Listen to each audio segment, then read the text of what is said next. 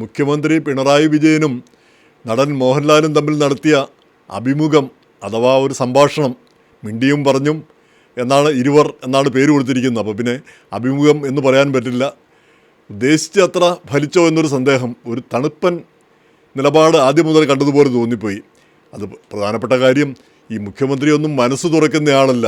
അളന്നു കുറിച്ച് കൃത്യമായിട്ട് പറയാനുള്ള കാര്യങ്ങളെ പറയൂ, അല്ല ഇന്നത് മാത്രമേ പറയൂ എന്ന് വെച്ചാൽ പിന്നെ നിവൃത്തിയില്ല. ചോദിക്കുന്ന ആൾക്ക് എത്ര വിദഗ്ധനാണെന്ന് പറഞ്ഞാലും പിന്നെ കിട്ടാൻ പോകുന്നത് ഇത്രയേ കിട്ടത്തുള്ളൂ, അതിനപ്പുറത്തേക്ക് കിട്ടത്തില്ല. അപ്പോൾ അത് ആ സംഭാഷണത്തിൽ നിന്ന് തന്നെ മനസ്സിലായി.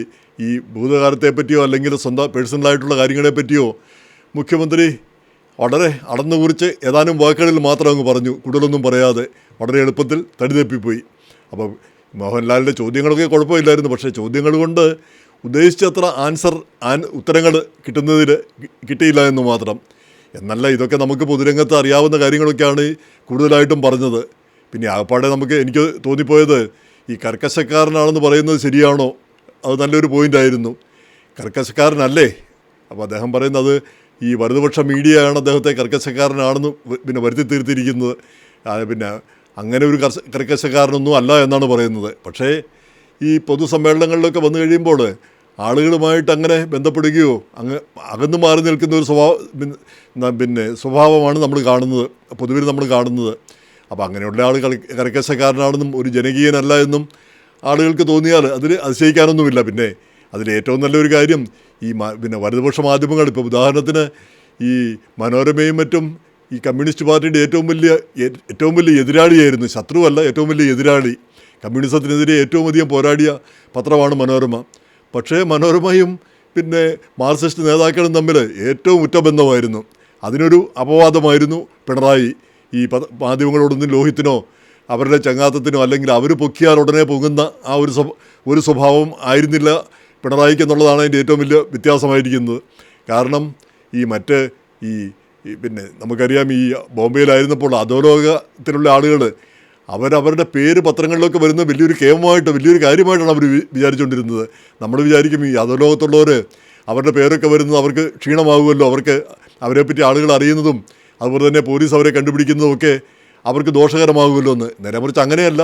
അവർക്ക് പത്രങ്ങളിലൊക്കെ ടൈംസ് ഓഫ് ഇന്ത്യയിലൊക്കെ വാർത്തയും പേരും ഒക്കെ വന്നു കഴിഞ്ഞാൽ അവരത്രയും ഉയർന്നു എന്നാണ് അവർ കണക്കാക്കുന്നത്. എന്ന് പറഞ്ഞ പോലെ ഈ മാധ്യമങ്ങളിൽ മനോരമയൊക്കെ പുകഴ്ത്തിയാൽ ഈ മാർക്സിസ്റ്റ് നേതാക്കളൊക്കെ അങ്ങ് പൊങ്ങിപ്പോകുമായിരുന്നു, പിണറായി ഒഴിച്ച്. അക്കാര്യത്തിലൊരു അപവാദമായിരുന്നു പിണറായി എന്നുള്ളതിന് തർക്കമൊന്നുമില്ല.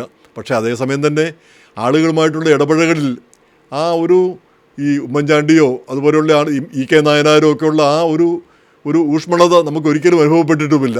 അത് അദ്ദേഹത്തിൻ്റെ വ്യക്തിപരമായ കാര്യം, നമ്മളെ ബാധിക്കുന്ന കാര്യമല്ല. എങ്കിൽ കൂടി ആ ചോദ്യവും അതിനുള്ള ഉത്തരവും നല്ലതായിട്ട് തോന്നി.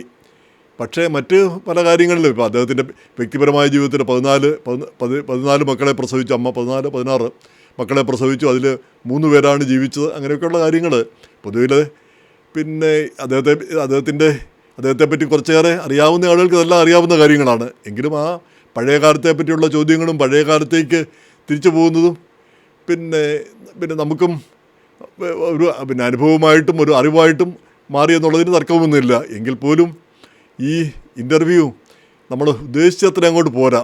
ഇതിൽ കൂടുതൽ നമ്മൾ പ്രതീക്ഷിച്ചിരുന്നു. പിന്നെ മോഹൻലാലാണെന്നുള്ളത് ഒരു കാര്യം. രണ്ടാമത് ഇത് വളരെ രാജീവ് കുമാർ വളരെ കാര്യമായിട്ട് എഡിറ്റ് ചെയ്ത് സംവിധാനം ചെയ്ത് ഒക്കെ വളരെ രൂപപ്പെടുത്തിയെടുത്തതാണ്. അപ്പോൾ ഇത് വെറുതെ ചോദ്യങ്ങളും ഉത്തരങ്ങളും വെറുതെ പത്രക്കാർ ചെയ്യുന്നത് പോലെ അല്ല. ഇപ്പോൾ പത്രക്കാർ നമുക്കറിയാം, ഈ ഇൻ്റർവ്യൂ ചെയ്യാനായിട്ട് വിനു വി ജോണിനെ ഒന്ന് വിട്ടിരുന്നെങ്കിലോ എത്ര ഗംഭീരമായൊരു ഇൻ്റർവ്യൂ വരുമായിരുന്നു. പിന്നെ ഉഗ്രമായ ചോദ്യങ്ങളും എല്ലാം കൂടെ വന്ന് മുഖ്യമന്ത്രി അതനുസരിച്ച് മറുപടി പറയാതിരിക്കുകയൊക്കെ കൂടി ചെയ്യുമ്പോൾ അതിൽ വിവാദങ്ങളും വാർത്തകളും ഒക്കെ ധാരാളം വരുമായിരുന്നു. ഇനി അതിലും മനോഹരമായിട്ട് ഈ മനോരമ ന്യൂസിലെ ജോണി ലൂക്കോസ് ആയിരുന്നെങ്കിലോ വളരെ സൗമ്യമായി ചോദ്യങ്ങൾ, എന്നാൽ ആഗ്രഹിക്കുന്ന കാര്യങ്ങളെല്ലാം പറയിപ്പിക്കുകയും ചെയ്യും. അങ്ങനെയുള്ള ആ കഴിവ്. അപ്പോൾ അങ്ങനെയുള്ള ഈ പ്രവർത്തകർ ഉള്ളപ്പോൾ ഈ മോഹൻലാൽ വലിയ നടനാണ്. അപ്പം അദ്ദേഹം അഭിനയിച്ചാൽ മതി. പത്രപ്രവർത്തനം ആ രീതിയിലുള്ള ഇൻ്റർവ്യൂ ഒക്കെ മാധ്യമക്കാരൊക്കെ ചെയ്തോളാം. ഇപ്പം നമുക്കറിയാം, ഒരു മന്ത്രിയായിട്ട് കിടന്ന് വെള്ളം കുടിക്കുന്നത് നമ്മൾ കാണുന്നുണ്ട്. അപ്പോൾ ഓരോരുത്തർക്കും ഓരോ പണി പറഞ്ഞിട്ടുണ്ട്. അതാണ് എപ്പോഴും നല്ലതെന്ന് എനിക്ക് തോന്നിപ്പോകുന്നു. എന്തായാലും ഈ സംഗതി മോശമൊന്നുമല്ല, എല്ലാവരും കാണണം. ഇങ്ങനെ നമ്മളൊരു കുറ്റവും എതിരഭിപ്രായമൊക്കെ പറഞ്ഞുവെങ്കിലും അത് കാണുന്നത് വർത്ത് തന്നെ. തീർച്ചയായിട്ടും നമ്മുടെ മുഖ്യമന്ത്രി പിന്നെ നമ്മുടെ മഹാനടൻ ഇരുവരും സന്ധിച്ചു എന്നുള്ളത് തന്നെ വലിയൊരു കാര്യം. അപ്പോൾ അതിൻ്റെ കൂടെ നമ്മുടെ ഇവിടുത്തെ ഒന്ന് രണ്ട് കാര്യം കൂടെ, നമ്മുടെ ഈ മാംദാനി, ഈ ന്യൂയോർക്ക് മേയർ മാംദാനി നമ്മൾ വിചാരിക്കുന്ന പോലെയല്ല, അദ്ദേഹവും പ്രസിഡന്റ് ട്രംപുമായിട്ട് വലിയ അടുപ്പത്തിൽ ചക്കിയും ചക്കരനും ആണെന്ന് തോന്നുന്നു. അപ്പോൾ ഇരുവരും ഇടയ്ക്കിടയ്ക്ക് സംസാരിക്കാറുണ്ടെന്നൊക്കെയാണ് മാംദാനി പറഞ്ഞിരിക്കുന്നത്. ഓരോ കാര്യങ്ങളെപ്പറ്റി ഇപ്പം പ്രസിഡന്റ് ചെയ്യുന്ന ചില കാര്യങ്ങളെ അന്നേരം തന്നെ അത് പിന്നെ ഫോൺ വിളിച്ച് അത് പിന്നെ തെറ്റാണെന്നൊക്കെ പറഞ്ഞിട്ടുണ്ടെന്നാണ് മാംദാനി പറയുന്നത്. ഇപ്പോൾ ഇന്നിപ്പം കൊളംബിയ യൂണിവേഴ്സിറ്റിയിൽ ഒരു വിദ്യാർത്ഥിനിയെ അസർബൈജാനിൽ നിന്നോ മറ്റോ വന്നതാണ്. ആ വിദ്യാർത്ഥിനിയെ ഈ IC-കാർ വേറെ എന്തൊക്കെയോ പറഞ്ഞ് പോലീസാണെന്നും പറഞ്ഞ് പിന്നെ അതിൻ്റെ അകത്ത് കയറി അവരെ അറസ്റ്റ് ചെയ്തു. അപ്പോൾ 2016 മുതൽ പിന്നെ അവരുടെ സ്റ്റുഡൻറ്റ് വിസ തീർന്നതാണ്, കാലാവധി കഴിഞ്ഞതാണ്. പിന്നെ അത് പുതുക്കിയിട്ടില്ല. പക്ഷേ പിന്നെ അതുകൊണ്ട് അവർ തിരിച്ചു പോകേണ്ട സമയമായി എന്നാണ് IC പറയുന്നത്. പക്ഷേ ഇവർ വീണ്ടും എന്തോ അപേക്ഷ കൊടുത്തിട്ടുണ്ട്, അതിന് തീരുമാനമായിട്ടില്ല. അപ്പം ന്യായമായിട്ട് ഒരു ക്ലെയിം ഉണ്ടെന്നാണ് പറയുന്നത്. എങ്ങനെയായാലും മാംദാനി ഇക്കാര്യം ഇന്ന് പ്രസിഡന്റ് ട്രംപുമായിട്ടുള്ളൊരു മീറ്റിങ്ങിൽ ഇക്കാര്യം പറഞ്ഞു. പ്രസിഡന്റ് ട്രംപ് ഉടനെ വിടാനായിട്ട് ഉത്തരവിട്ടു. അപ്പോൾ കാര്യം 3 മണിക്ക് പിന്നെ മാംദാനി വിടുന്നു എന്ന് പ്രസിഡന്റ് പറഞ്ഞു 3:45 ഈ അസർബൈജാനി യുവതി ട്വീറ്റ് ചെയ്തു, എന്നെ സ്വതന്ത്രയാക്കിയെന്ന് പറഞ്ഞ്. അപ്പോൾ നമ്മൾ വിചാരിക്കുന്ന പോലെയല്ല, മാംദാനിയുമായിട്ട് ഒരു നല്ല ചങ്ങാത്തം ട്രംപിനുണ്ട്. അതൊരു വലിയൊരു കാര്യം തന്നെ. പിന്നെ ഈ വിരുദ്ധ ചേരിയിലുള്ള ഈ ഓപ്പോസിറ്റ് പോൾസ് അട്രാക്റ്റ് ചെയ്യുന്നു എന്നാണല്ലോ പറയുന്നത്. എന്ന് പറഞ്ഞ പോലെ ഈ രണ്ടുപേരും രണ്ട് തരത്തിൽ നിൽക്കുന്നവർ ആയതുകൊണ്ടായിരിക്കാം അവർ തമ്മിലുള്ള ഈ അട്രാക്ഷൻ വരുന്നതെന്ന് തോന്നിപ്പോകുന്നു. ഇനി ഇതിൻ്റെ കൂടെ തന്നെ ഈ മാംദാനിക്കെതിരെ നമ്മുടെ ഡെമോക്രാറ്റിക് സോഷ്യലിസ്റ്റുകളാണ് അദ്ദേഹത്തെ സ്ഥാനത്തേറ്റിയതെന്ന് നമുക്കറിയാം. അപ്പോൾ അവർ കുറേ പേരെല്ലാം ഇപ്പം അദ്ദേഹത്തിനെതിരെ ഒപ്പുശേഖരണമൊക്കെ നടത്തിയിരിക്കുന്നു. കാരണം മാംദാനി ആരെങ്കിലും അധികാരത്തിൽ വന്നു കഴിഞ്ഞാൽ അവർ വർഗശത്രുവായി മാറുന്നു. അപ്പോൾ ഒന്ന് ആലോചിച്ച് നോക്കണം, ഈ കമ്മ്യൂണിസ്റ്റുകാരൊക്കെ നേതാക്കന്മാരാകുമ്പം വർഗശത്രുക്കളായി മാറുന്നത് നമ്മൾ കാണുന്നുണ്ട് കേരളത്തിലൊക്കെ. അതുതന്നെയാണ് ഇവരും പറയുന്നത്, മാംദാനി വർഗശത്രുവായി മാറി. കാരണം ഈ മാംദാനി പിന്നെ ഈ വഴി താമസിക്കുന്ന ആളുകൾ അത് ജനങ്ങളുടെ ഒരു അവകാശമാണെന്നും അത് ഭയങ്കര അവകാശമാണെന്നാണ് ഇവർ പറയുന്നത്. ആ അവകാശം നിലനിർത്തുമെന്ന് പറഞ്ഞാണ് മാംദാനി അധികാരത്തിൽ വന്നത്.